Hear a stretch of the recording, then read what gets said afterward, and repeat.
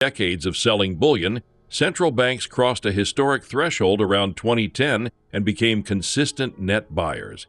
Since then, both the number of buyers and the size of purchases have steadily increased.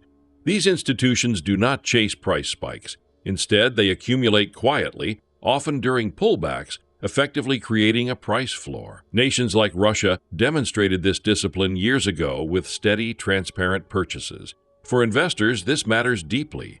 Central banks may misjudge many policies, but when it comes to gold, they think long-term, and they rarely panic. Gold supply has barely changed in nearly a decade. Annual mine production has hovered around 4,000 metric tons, while new discoveries become rarer, deeper, and more expensive to extract. Meanwhile, demand continues to rise.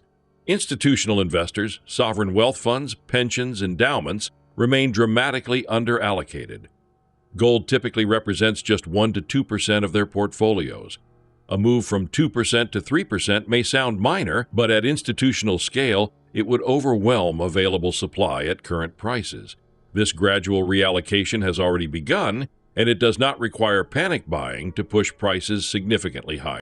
China, which historically treated silver as money, has accumulated massive reserves through mining, imports, and refining.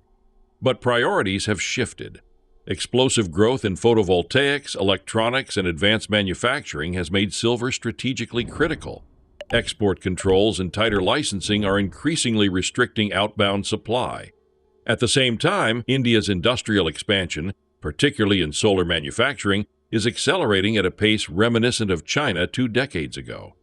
Add to this long-term holders refusing to sell into rising prices, and a perfect storm forms.